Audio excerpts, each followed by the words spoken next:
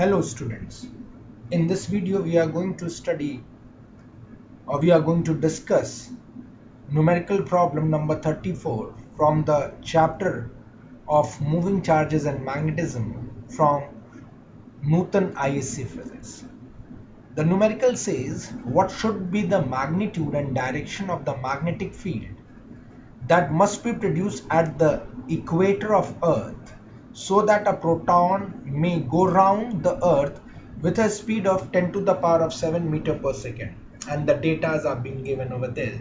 So students, what I have done, I have just taken one pic, not really a pic, a cross-sectional view of the Earth.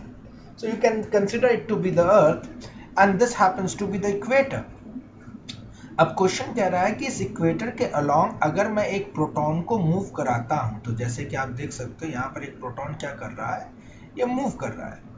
तो अगर मैं एक proton को move करा रहा हूं, ये प्रोटॉन ऐसे घूमते हुए चला जा रहा है, तो इसको इस इक्वेटर के अलोंग, इस ग्रेट सर्किल के अलोंग, ये ग्रेट सर्कुलर पाथ, इसे कहते हैं ग्रेट सर्किल, जो मैं डॉटेड लाइन आपको जो लोकस बनाते हुआ दिखा रहा हूं प्रोटॉन की, तो ये जो लोकस ट्रेस कर रहा है उसको ज्योग्राफी की भाषा में ग्रेट सर्किल कहते हैं। तो इस ग्रेट सर्किल के अलोंग जब ये प्रोटॉन मूव कर रहा है, तो कितना मैग्नेटिक फील्ड मुझे प्रोड्यूस करना पड़ेगा इक्वेटर पे, ताकि ये प्रोटॉन इस ग्रेट सर्किल के अलोंग मूव करता रहे। तो बच्चों, ये जो रेडियस है इतना, ये रेडियस ऑफ अर्थ RE के बराबर है, जिसकी वैल्यू आपके सामने दी गई है। अब चूंकि प्रोटॉन को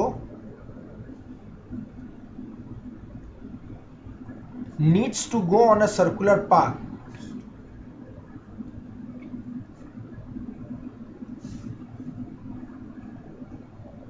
और ये जो सर्कुलर पाथ है इसे ज्योग्राफी की भाषा में ग्रेट सर्किल कहते हैं। तो मैं यहां पर लिख देता हूं ताकि आपको मालूम हो।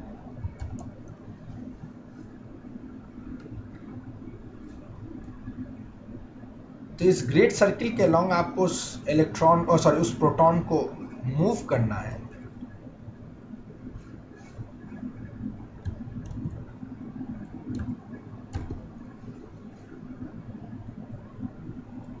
तो जो फोर्स रिक्वायर्ड होगी सर्कुलर पाथ पे घूमने के लिए, आपको क्लास 11th में अगर आपको याद हो तो आप लोगों को पढ़ाया गया था, the required force in order to move any particle on a circular path is called as a centripetal force. So you will need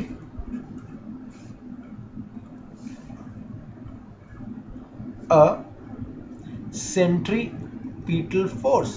तो बच्चों, एक जो लर्निंग आउटकम यहां से आपको लेके चलना है, वो ये लर्निंग आउटकम होना चाहिए कि सर्कुलर पाथ पे घूमने के लिए आपको एक सेंट्रीपिटल फोर्स की जरूरत पड़ती है, और सेंट्रीपिटल फोर्स का फॉर्मूला क्या होता है, mv²/r।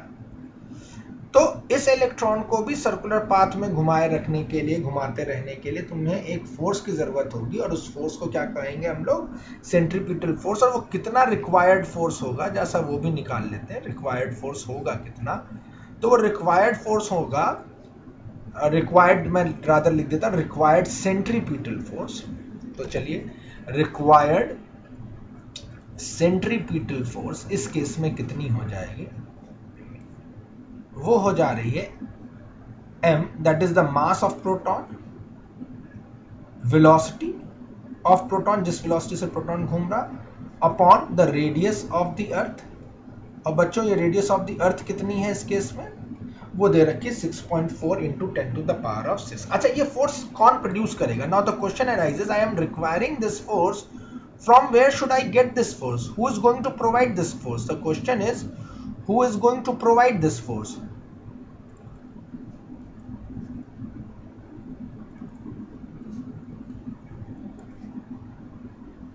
तो बच्चों, यहाँ क्वेश्चन कह रहा है कि भाई तुम्हें वो minimum magnetic field, minimum magnitude of magnetic field find करनी है जिससे ये फोर्स मिलेगा। यानी you are looking forward for the magnetic force.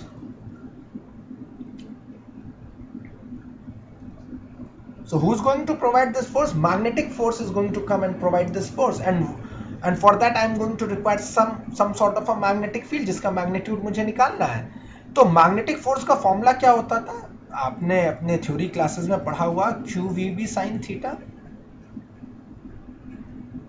Theta को मैं 90 ले लेता हूं so that the velocity and magnetic field is perpendicular. तो let's take theta to be 90 degree. तो एफ बी जो आ रहा है वो कितना आ रहा है, क्यू वी बी। अब बच्चों ये रिक्वायर्ड सेंट्रीपिटल फोर्स, ये magnetic force Q V B provide करने वाला है।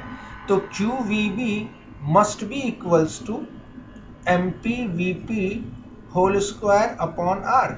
और ये वेलोसिटी ऑफ द प्रोटॉन है, ये वेलोसिटी ऑफ द प्रोटॉन और ये वेलोसिटी ऑफ द प्रोटॉन खत्म हो गया, मतलब कैंसिल आउट हो गया। तो बी की वैल्यू आ जाएगी M P V P R upon Q. Mass of the proton बच्चों कितना होता है, 1.67 into 10 raise to the power of -27 into velocity कितनी दे रखी है इस क्वेश्चन के हिसाब से, 10 to the power of 7। Radius of earth दिया हुआ है 6.4 into 10 to the power of 6, और चार्ज ऑफ इलेक्ट्रॉन प्रोटॉन कितना, 1.6 into 10 to the power of -19। Students let's solve this expression. आप चाहें तो कैलकुलेटर की भी मदद ले सकते हैं इस एक्सप्रेशन को सॉल्व करने के लिए। और जब आप इसको सॉल्व करेंगे तो ये रफली 1.6 के अप्रोक्सीमेटली आ जाएगा, 1.6 something into 10 to the power of -8 tesla, और might be as the question says 1.6 or 1.7 as the case may be. I'm just putting it up as the 1.7 into 10 to the power of -8 Tesla.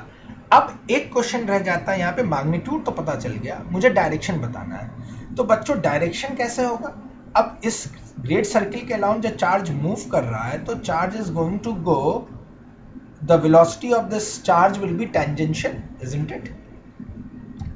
तो ये velocity जो होगी यहाँ पर tangentially होगी, कुछ इस तरह से, going inside the plane of the screen. अगर आप स्क्रीन पे देख रहे हो तो इस प्लेन के अंदर की तरफ जा रही है, और फोर्स जो आपको चाहिए वो सेंटर की तरफ डायरेक्टेड चाहिए, ठीक है। ये फोर्स का डायरेक्शन हो गया। तो मैग्नेटिक फील्ड का डायरेक्शन क्या हो, इसी तरह से अगर मैं इस पॉइंट पे देख रहा हूं तो इस पॉइंट पे भी फोर्स आपको अंदर की तरफ चाहिए, सेंट्रीपिटल फोर्स चाहिए, तभी तो वो सर्कुलर पाथ में मूव करेगा। और वेलोसिटी स्क्रीन से बाहर की तरफ आते हुए कुछ इस टाइप से, जिसको आप डॉट से इंडिकेट करते हैं बच्चों। तो यहां पर वेलोसिटी का डायरेक्शन क्रॉस से आप इंडिकेट कर सकते हो, इस एंड पे डॉट से इंडिकेट कर सकते हो। तो ये हो गया आपका वेलोसिटी का डायरेक्शन। तो अब मुझे direction of force, direction of magnetic field चाहिए। तो अब हम लोग मैग्नेटिक फील्ड के डायरेक्शन को फाइंड करने के लिए क्या करेंगे, फ्लेमिंग्स का लेफ्ट हैंड रूल यूज करेंगे। अब लेफ्ट हैंड रूल कहता है thumb points in the direction of force, first finger towards the direction of the magnetic field, और सेकेंड फिंगर जो आपके लेफ्ट हैंड की होगी that should point in the direction of motion of positive charge. तो बच्चों अब आप इसी फिगर में जो आपका सेकेंड फिंगर है वो स्क्रीन से बाहर की तरफ निकालिए। तो स्क्रीन से आपकी जो सेकेंड फिंगर है वो आपकी तरफ आनी चाहिए। तो स्क्रीन से सेकेंड फिंगर, तभी वो स्क्रीन से बाहर निकलती हुई डायरेक्शन होगा। तो स्क्रीन से बाहर निकलता हुआ डायरेक्शन हो गया, जो सेकेंड फिंगर है वो आपकी तरफ पॉइंट कर रही है। और अब जो आपका थंब है, चूंकि थंब डायरेक्शन ऑफ फोर्स को बताता था, तो थंब को किधर पॉइंट करना चाहिए था, थंब को पॉइंट करना है towards the right hand side. मैं इसकी मदद से आपको डायरेक्शन कैलकुलेट कर रहा, डायरेक्शन बताने की कोशिश कर रहा हूं। तो मैं इस फिगर को रेफर कर रहा हूं, रेफर टू दिस फिगर, ठीक है बच्चों। तो अब थंब को कैसा चाहिए, थंब को चाहिए आपको towards the right hand side, right direction में पॉजिटिव एक्स एक्सिस के अलोंग पॉइंट करें। बच्चों एक बार फ्लेमिंग्स के लेफ्ट हैंड रूल में जब आपने फिंगर्स को आपने सेट कर लिया है, तो फिंगर्स सेट होने के बाद अब आप फिंगर्स को ऊपर नीचे नहीं कर सकते हैं। तो आपको करना क्या है, एल्बो या फिर रिस्ट को आप घुमा सकते हैं। तो मैं चाहूंगा कि आप अपने रिस्ट को इस तरह से घुमाइए ताकि थंब जो है अब आपका towards the right hand side point कर रहा हो, सेकेंड फिंगर आपकी तरफ outside the plane of screen point कर रही हो, तो आप नोटिस करेंगे जो फर्स्ट फिंगर है वो वर्टिकली डाउनवर्ड्स पॉइंट कर रही होगी। तो वो वर्टिकली डाउनवर्ड्स पॉइंट कर रही होगी नीचे की तरफ, कुछ इस तरह से।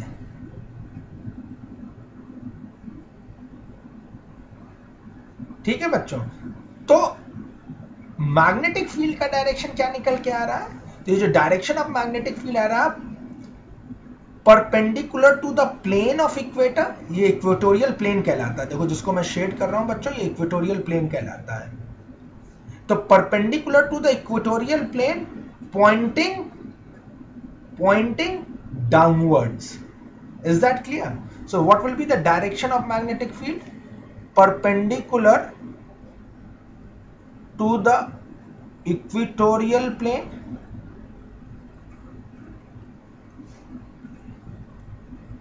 in downward direction. ध्यान रखिएगा डायरेक्शन के प्रॉब्लम में न्यूटन फिजिक्स, डायरेक्शन के मामले में न्यूटन फिजिक्स का काफी प्रॉब्लम रहा है। तो इन्होंने जो हॉरिजॉन्टल डायरेक्शन लिखा ये गलत लिखा, परपेंडिकुलर टू द इक्वेटर तो ठीक है, लेकिन the direction has to be in the downward direction. तो बच्चों इस चीज को आप ध्यान रखेंगे, डायरेक्शन आपने कैसे कोट करना है।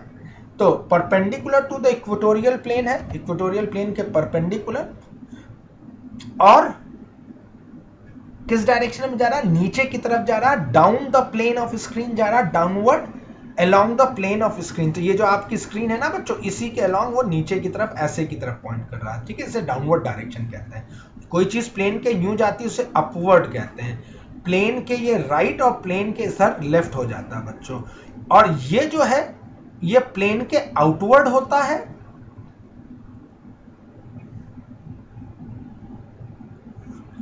और ये जब आप क्रॉस से इंडिकेट करते हैं तो इसका मतलब है प्लेन के इनवर्ड्स। तो डायरेक्शन सेंस अगर आप करेक्टली यूज कर रहे होगे तो आप उसको ज्यादा अच्छे से एक्सप्लेन कर पाओगे। तो please kindly take care of the sense of direction that I have told you. याद रखिएगा plus Y minus Y plus X minus X ये सारे एक किसी भी प्लेन के डायरेक्शन है, और प्लेन के आउटवर्ड और इनवर्ड आपका जेड एक्सिस होता है, जिसे आप के कैप यूनिट वेक्टर से रिप्रेजेंट करते हैं। होप करता हूं, उम्मीद करता हूं कि इस सॉल्यूशन से आपको कुछ चीजें जरूर समझ में आ गई होंगी, और अब आप बेटरली तरीके से इस क्वेश्चन को सॉल्व कर पाएंगे। Thank you very much.